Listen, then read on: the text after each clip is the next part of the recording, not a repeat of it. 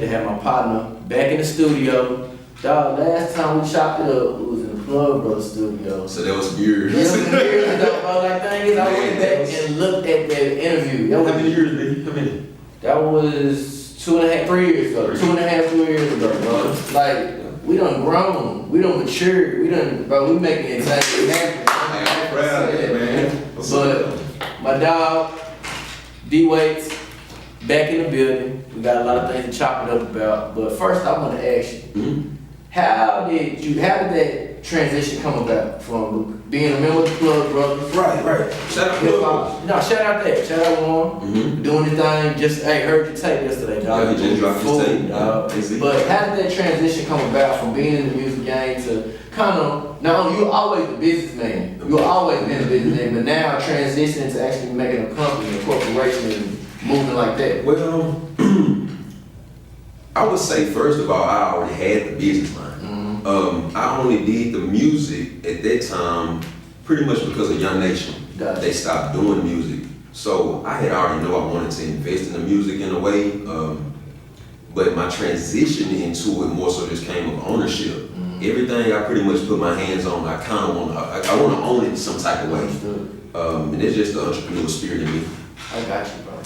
Since basically being in hip hop so long, I know at this point you're attempting to kind of manage artists and help them through their transition. What is some insight that you ever provide to them from your own experience in the game? Because I know you dealt with that with a lot of different things, and sometimes people need that experience not only to reach on to, but actually to learn from, so they know which roles to go. And you hit it on the head right there, though. With these big labels, they sit in the office in the conference rooms, and they've never been artists. You want to build their career, you want to manage them, put out their album, pick the single, but you have no type of connection with them. None of that. So with me being an artist, it was a clear fact. Every time I work with an artist, I'm able to show them proof. Go look at YouTube. Go look at my old shows. So they take my advice in a way where they trust it, because I did it. So I mostly help the artists on their delivery. A lot of times when they rapping, like they say the mumble rap, I'm letting them know. Deliver your words. So people can hear you. Deliver the words. So while we in the studio, I'm working on their delivery, the vocals, and also the performance. I let them know, man, you just on stage, you just standing there, you're not moving, you're not working the crowd, you're not working your left side, but I'm showing them how to be a complete artist by even bringing the energy, the stage presence, and then also the music. For sure. I remember in the first interview I asked you, what was some influence that you guys had in music? I said, Master P. I was going to ask you this, dog. Master P. When you actually took down this, because one, did you ever study his moves at the same time, even when he was with No Limit? He kind of branched off from Man, I'm telling you, I grew up on Master P. When I say I grew up on him, I did study what he was doing with No Limit. I was studying how he had a different album cover every week with all the artists. And I'm gonna just admit, I was a chant rapper. A chant rapper mean, I made it look too easy. I just wanted people to chant. It was the same thing with Master P. Bad. All his songs were a chant. And that's why I'm liking Yellow Beezy right now, because I see that he just studies what are people saying a lot. You get that term or that phrase that they saying, you just turn into a chant. So it's an easy single. Seriously. So yeah, I did study Master P, man, and I was ownership. Yeah. He took ownership of the music. So yeah, I definitely studied P. He really did, bro. And honestly, a lot of books, but we share the same similarities. I know Jay Prince was just in town. Yeah, I went to go visit him at the Business Society. And I went and talked to him briefly at the Culture Club when he came down in Dallas. And I read his book, and I didn't know as much as he did on that. One, I didn't know how much he did on the music side. More, I knew more so on the sports side. Right. But when you asked, because you basically asked him, who were some people that he actually was able to reach out to when he was actually getting into the music industry and learn from? Right. Like, how do you tell me about that experience instead of being able to exchange words with the man? Oh man, it's really deeper than that. We got mutual family in a way. So that was my whole way of really going there. But anyway, just speaking to him, I honestly wanted to know that because artists call me to this day and it's like I can give them the game. We need to help each other. But I know back then, I asked him that for a reason. I was like, man, who was helping y'all? Because you didn't have that many figures out there just helping the black community with music. And them guys, they the ones started the music, so I wanted to know who would they turn into. And he told me he turned to Mr. Ron Leo, that's the owner of 300 Entertainment. So yeah, I wanted to really know, like, it had to be hard, man. We still struggling to this day, and I'm like, why? Yep. Why are we still struggling? So you can only imagine the struggle that Why are we still struggling to today? We have all the resources and the information is there. So that was a real question. I just honestly wanted to know, like, where did y'all go for mentorship and, guidance? Gotcha. Yeah. Even with that, I want to ask you the same question, because we all need mentorship. We all need guidance in a way. Who do you turn to whenever you need that mentorship or that guidance and whatever it is you're doing? Man, I go to my pop-outs first. Yeah. Man, I go to them guys. Wisdom, they entrepreneurs, married men of God. So the same turns in the streets I'm taking, it's like they already been there. So I definitely go to the men of my family. I got some great men in my church. Certain things I might go to my mom or my granny to get, and just might go to a friend, a peer. Just because we the same age don't mean that you don't have the wisdom or the knowledge that I might need. Gotcha. But if I got that source and I know who got the info, oh yeah, I'm gonna call them. Definitely. I'm gonna go to my grandparents. You gotta definitely understand, because I value grandparents nowadays, because I've been without mine for a good long time. And to be honest, there's something different about that wisdom that your grandparents provide, because bro, I mean, And even just that love. seriously. Man, every time I go to my grandparents' house, you hungry, baby? You ate? Dog. But it's just one of them things, people ask me, wait, you got an older spirit. I was raised around old hustlers and grandparents and stuff, so it's just one of those things.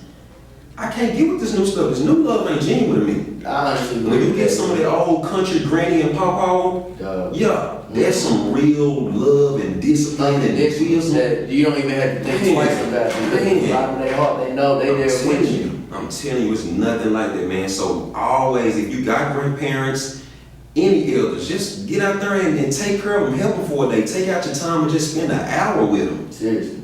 Like right now, I have a grandmother. It's funny, man. I have a grandmother. She deals with Alzheimer's. So I pick her brain, but that's exercise for her. Right. Granny, what high school you went to? I'm still getting my history, but I'm also exercising my granny mind out. Exactly. Reminding her of her older days. Yeah, you went to high school.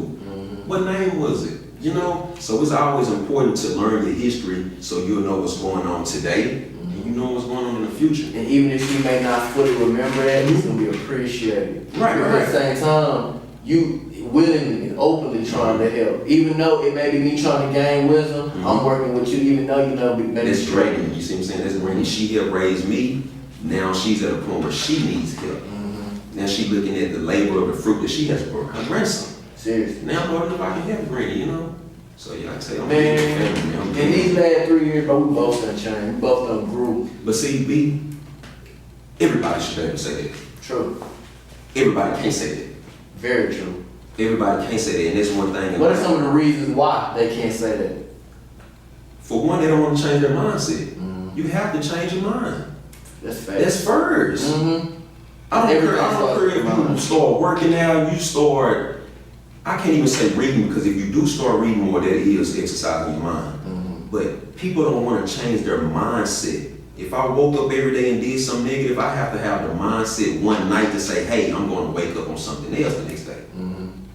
No matter if I got legs or arms, the mind has to start moving first. Right. To tell my legs and my arms and my voice and my eyesight to do what it does. Right. Because you got some people who try to elevate other things other than their mind. They focus on, okay, I want to get stronger. But at the same time, I'm learning myself, I got to actually strengthen my mind. I don't care how big your arms get. If your mind isn't ready to lift those 500 pounds, it's not going to happen. So that mind got to be, it's the strongest muscle. I got you.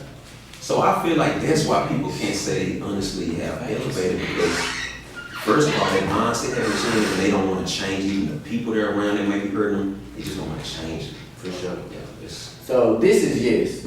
This is just young entrepreneur strive. Talk about that. How did that come about and all the things you guys are working on and getting that done? Man, this is just came about simply because I was working with some guys around Shark Tank, their production team. And I knew that they was always filming Shark Tank, and I was like, man, I watch Shark Tank. So when I started getting the insight on it, I was like, okay, as an entrepreneur, I wish they taught a little more on Shark Tank, because you only see that entrepreneur or that person with that product come up and pitch and they get a deal. That's it. You never seen them when they started the product. You never seen their prototypes. You never seen them go get something patent. You have to teach people that, because when they get up there, they say, well, is it patent?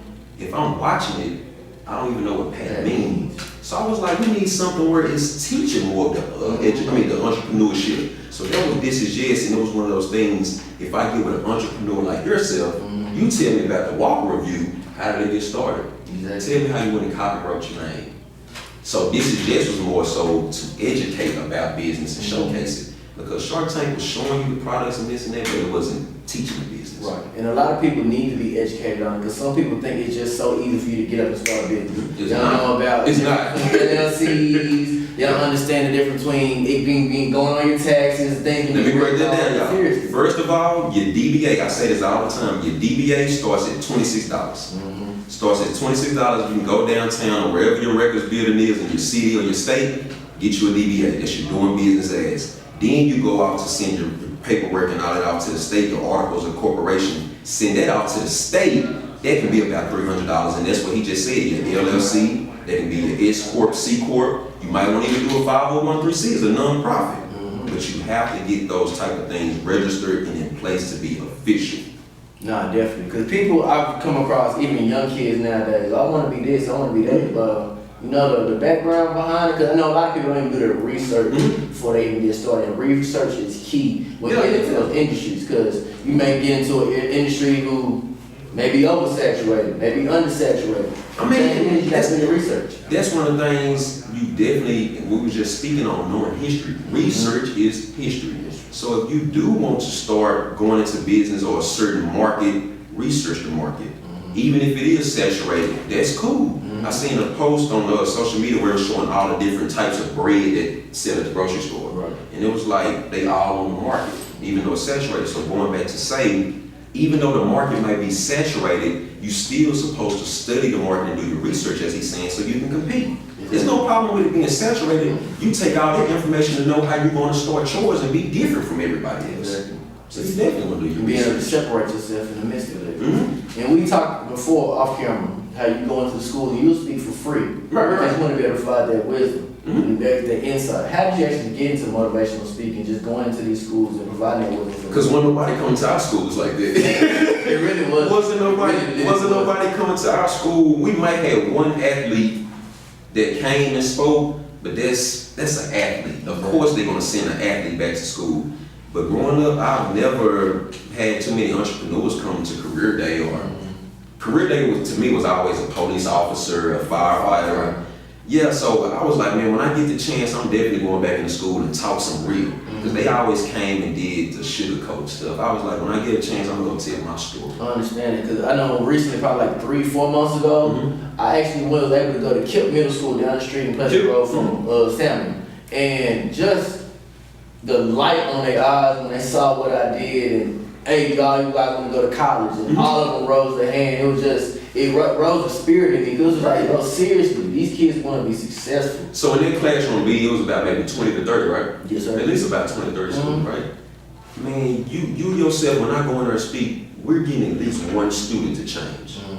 And that's major. Exactly. Because that one student could now take what we gave them, the seed we planted, and then go plant that seed somewhere else. Yep. That's what I tell people, man. I go into, if it's a school, if it's a conference, seminar, I don't get them out. 100 people, 1,000 people, 10 people. We trying to get one. Because that can start a domino. That one, he go get 10 people. You might couldn't get to the 10 or the 100. But that one that you helped, he got to them. So I already knew that by me getting out of school or experiencing the things I experienced, I wanted to go back and tell those kids the story. For sure.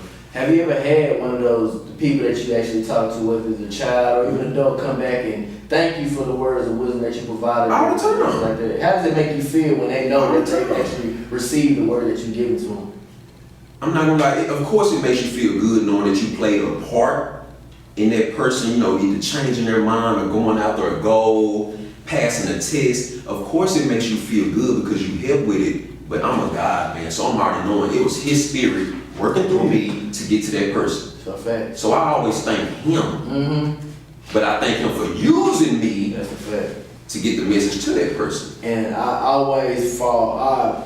appreciate you saying it, because there's a lot of, sometimes people fall into the words of, oh, it was me, you was me. Nah, God gave me that. And that's the thing, I'm not gonna lie, before I just really got into the word, I tell you all the time, I went to church all my life, but I didn't know church for myself, I was just going. But anyways, I learned that, man, all this, I did it by myself. No, you didn't. I don't care if B called me one day and helped me with an idea, and now I got a Fortune 500 company, and I invested in everything by myself. I built it by myself, but they'll still say, I did it by myself. No, you didn't. He the one that encouraged me to even go do this, or motivated me to go do this. You can't do it by and yourself. let you get up every day to make sure you saw that. And that's him. Exactly. So a lot of times, that's why I say people, it's kind of hard to talk to certain people because they don't feel like it's him. For sure. Keep him first, man. At all Keep him times, humble. bro. Because the thing is, he makes everything move, he makes everything shake, he brings the ideas, and he allows you to wake up. Why they don't understand that? Bro, You see what I'm saying? Yeah. It's simple as that, man. That's why I say it's him. So I do, when they do come back and say, hey, man, I got this done, I thank you. And I say, nah, we're going to thank God. At all times, bro. Seriously. Now that person might pray a little harder because they know that, hey, if he was able to help me get through mine and he told me he prayed and did this and that, why won't I pray for myself? Seriously. And they sometimes, and it's crazy to think that they sometimes need the inspiration from somebody else to help them think, okay, it's okay. We always need, and like I tell people, everybody needs to borrow each other's phone charger sometime. You know, you got an iPhone, I got an iPhone. You might see me your phone one day, I need to use your charger.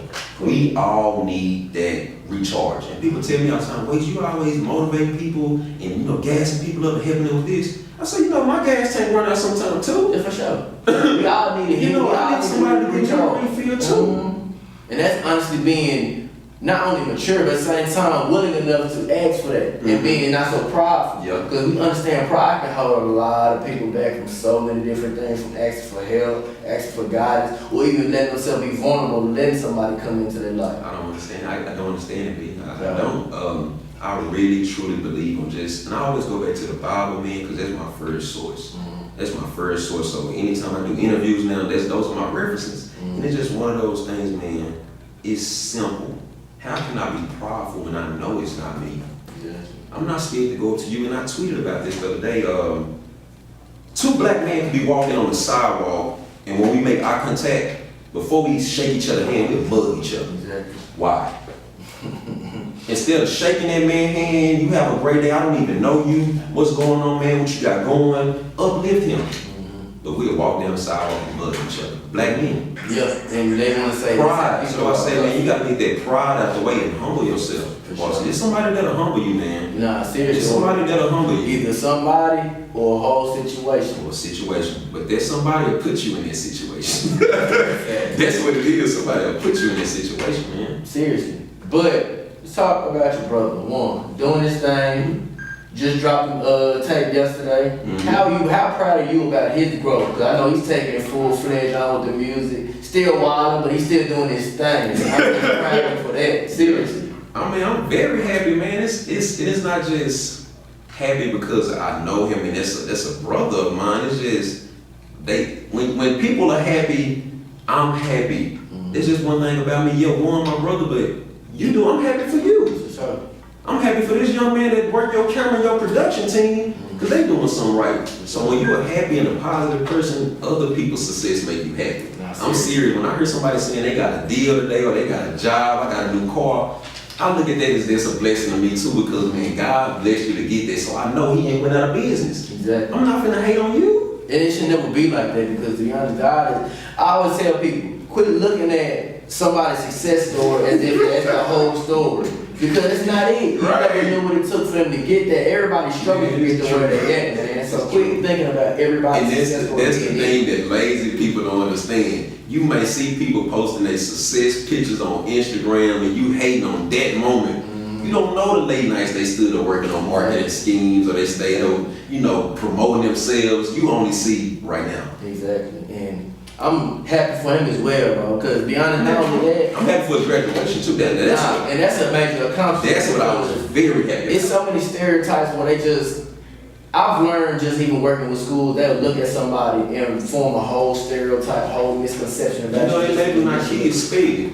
All our kids, they label them sped. All the kids, African American or special education or challenge. Basically, either family issues, may not be able to get to school on time because of a ride. I see it all the time. They're able to sped. Oh, they can't do this and that. No, you're not. Have you talked to them? And the kid gets to believing, they start believing that they're sped because all they hear is every grown up is saying sped, sped, sped. I stopped one young man, I was at DeSoto one day in the DeSoto ISD district, and I let the young man know, I asked him, I said, hey, what is sped?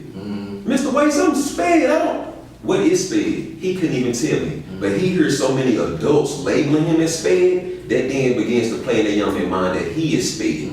And I don't like the teachers that do that or the administration that do that because you're just making your job easy. That's what they're doing. If you label a child sped, money comes behind it and you don't have to really discipline him in a certain way because he's sped. You heard my kids, I'm not going for that. At all. And I see that on a daily basis. And I've even told administration from principal, like, dude, if I can sit there and have a full-out conversation with that man, I'm not even going to, one, label that. Two, I don't label anybody as sped. Because if I can have a full and fair conversation with you, you can explain your views to me, I can explain my views to you, and you comprehend, you just as normal as me. We all don't learn at the same rate. But that goes back when we was talking off camera, you have to get to know that student first. Exactly. Just take the time to get to know the student. But since we're in this education realm, a lot of the teachers are only doing it for a paycheck. So it's not in their heart or in their spirit to take the time to really learn the student. For sure. My job is to come here, give you the work, make sure you do it graded, go home, this and that. They don't put in that extra overtime, whereas, you know what, let's sit out the class and talk. And I'm actually seeing that more teachers, or not even teachers, people are getting into the teaching field just for the pay. Just for the paid summers off, just for the perks of being able to have that leisure time. And you're not really adding educators. You're not understanding how big of a role you're playing in that child's life. Exactly. You have to think about it. If a child goes to school, let's just say from 8 to 4.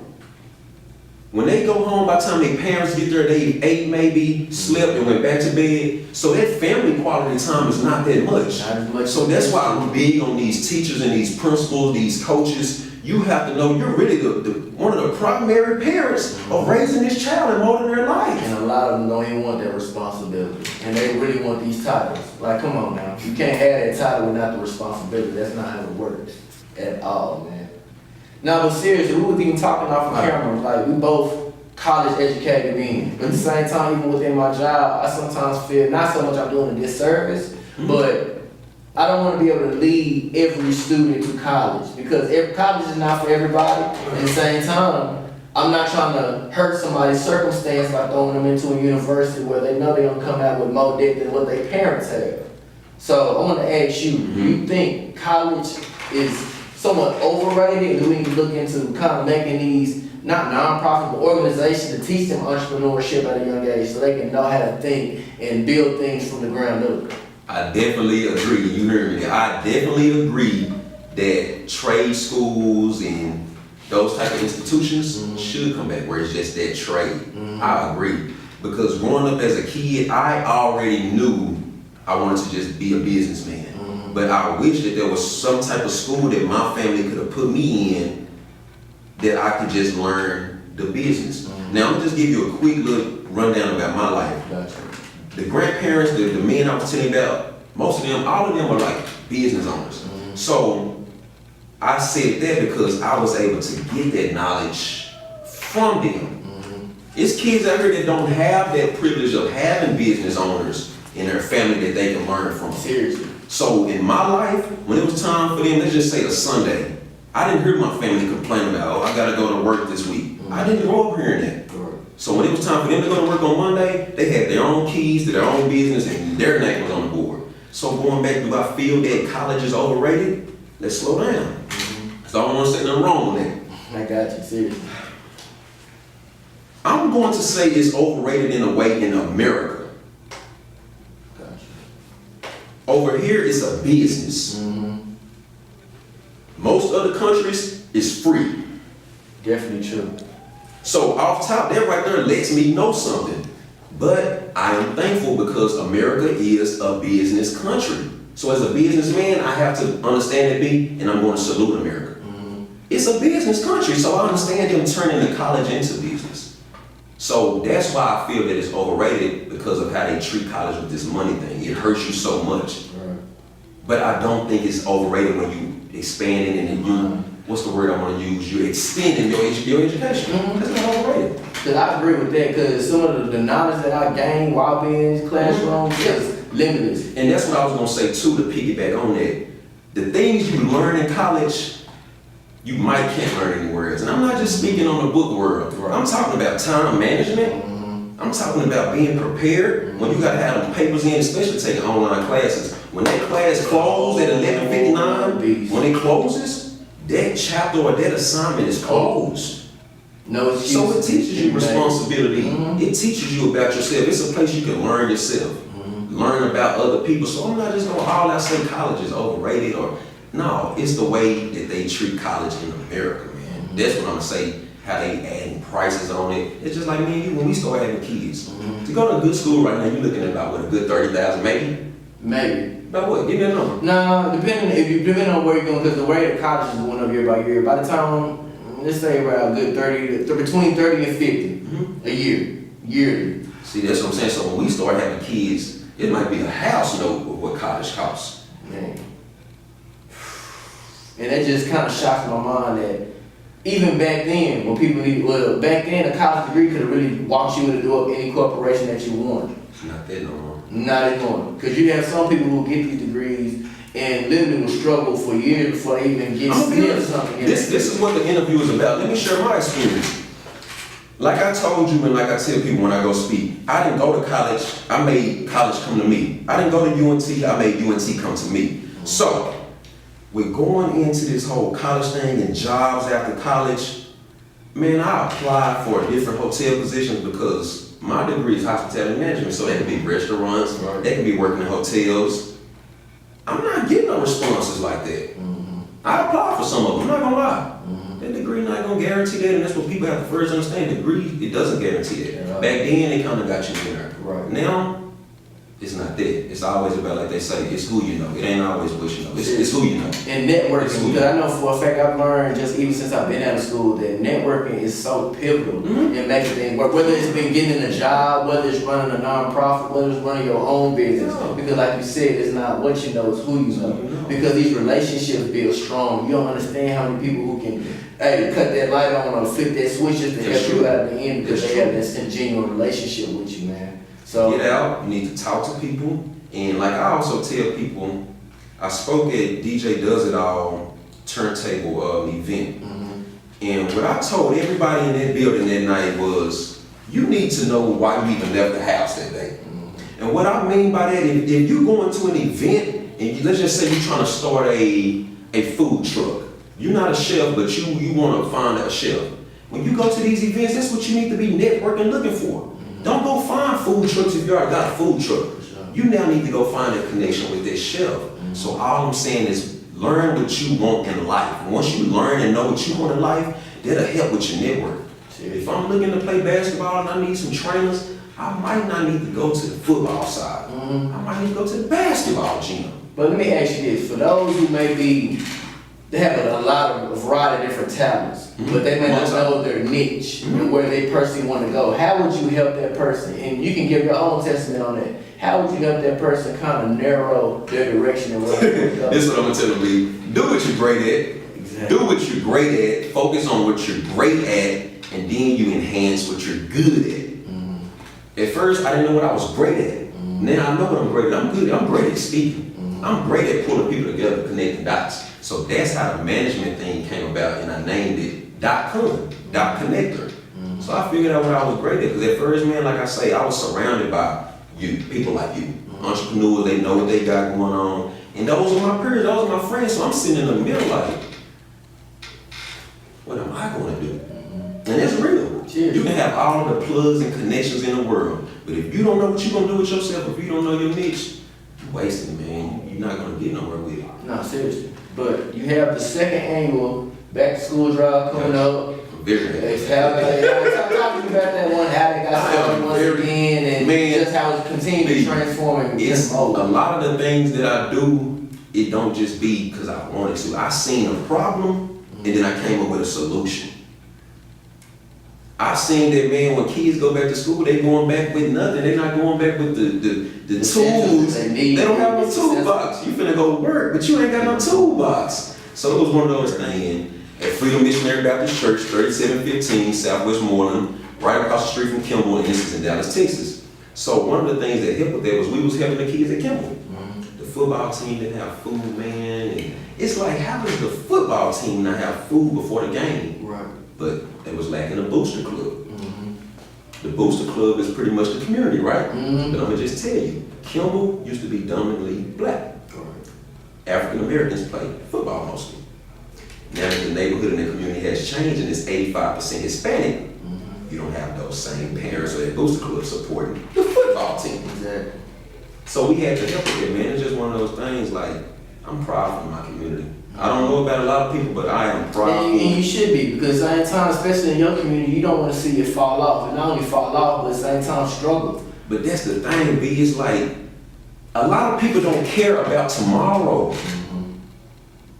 And what I mean by that is, I want to help my community out now so the kids that's going through, they don't have to struggle. Every time they turn around, it's not another building closed down. Now we got our economy back up and we spreading the money around us. Now businesses are coming back up. So I care about the community, man. I stopped littering. I'm sorry, not littering. I stopped littering. I used to just throw something out the window quick as possible. Be honest, I thought about that with myself too, because I don't even litter anymore anyway. But thing is, just a simple notion of, dog, why? Why was it so okay? Because literally, you didn't think twice about just throwing something out the window. Let's go. And that's one of the things, changing that mindset, B. Exactly. Just something simple as me wanting to change my mind of not throwing out trash no more. It doesn't make sense for me to go feed the homeless and pick up trash on the weekends or something. You add to it. And I'm adding to it during the week. It's crazy. So simple stuff like that, man. But me learning to just not want to litter in the community more, it started with paper and cups. But then that also turned into my lifestyle, my spirit. I don't want to go out to events littering with negative energy. That's serious. Because the energy is real. I'm serious. Just because I'm not throwing out paper and polluting it anymore, you can pollute with negativity. It can be one joker walking one event and it can be positive going on and they come in there and shut it down. Yep. There was some trash you let in. So it just helps with my life, just little steps like that, man, where I don't want to pollute in my life no more, baby. No, and that's definitely a fact, bro, because I live off of that negative energy and positive energy. Because to be honest, that can, again, starts with the mind. Yeah. Because negativity can bring that full morale down where you can affect other people. Yeah. And when you begin to affect other people, that can start a domino effect as well. You got to get a positive effect. And you hit it on the nail. Like I tell people, I never tell people I'm a positive motivational speaker. There we go. You can have some motivational speakers that are motivating you to go down the wrong path. Yeah. So I make sure now I put that positive in front of it because motivation ain't nothing but motivating you to do something. So I can say, hey man, let's get out here and let's come together and help the community and do this and that. It's positive. I can, hey man, let's get this money, let's go rob a bank. Yeah. I still motivated you. Yeah. You ready to go? But that outcome Was a negative side. So I never tell people, man, it's positive motivation. Man, you got some negative motivation going on. Nah, seriously, man, you gotta be able to be conscious about all that. And then, like you speaking on just positive and negatives, people don't understand that when you have a positive mindset, you're not knowing that that's what you can bring to someone else and it can change their day. And I'm big on that. We have a lot of suicide going on these days. A lot. So you mean to tell me we're going back to when I was speaking on the two gentlemen walking on the sidewalk, right? What if that gentleman would have uplifted him that day? He probably just had a thought that said, you know what, walk to this park and go kill yourself. God placed me on the same sidewalk to see this young man, but I looked at him and mugged him. That was probably confirmation. I probably confirmation, you know what? Don't nobody love me. Ain't no love out here. It's nothing but hatred. What if I would, hey man, have a great day. You doing all right? I'm Waits. I hope you have a good day. Good seeing you. He might turn around. He might have some type of message that was sent to him through me. For sure. So yeah, man, be positive. I'll tell you, I'm anti-negative, man. I don't want to hear it. That too. I don't want to hear it. I don't want to hear it. You gotta stay away from me with all that. Because it'll bring you down, B. Cool. You can be a positive person listening to negativity, and that'll just start being invested into your life. Steady investing into it. You're gonna start thinking about it, man. For sure. Well, before we get up out of here, overall, what is it that you're looking to be remembered for? It may not be something obtainable or something like that, but what is the impact that you're looking to be remembered for when it's all said and done? When they say D Waits, what do you want them to say about you? They will say, Okay. he got people the first to change their mindset to then go reach their full purpose. That's it. I was telling my young lady that I don't care for materialistic stuff no more. That's why Wait's image changed, because my mindset changed. Because the things that I wanted at first, it was leading me down a certain road of destruction because I was one of those material things. Now, all of my goals are mostly spiritual goals. I want to get into heaven and get that crown. Because that's the thing, I don't want to just get in heaven. I want to get crowned when I get there. Exactly, it's a difference. That matters to me now. I'm not worried about the new car, the big mansion now. That's a material goal. So I will have people remember that I first got people to change their mindset and then go reach your full potential. That's what it'll be.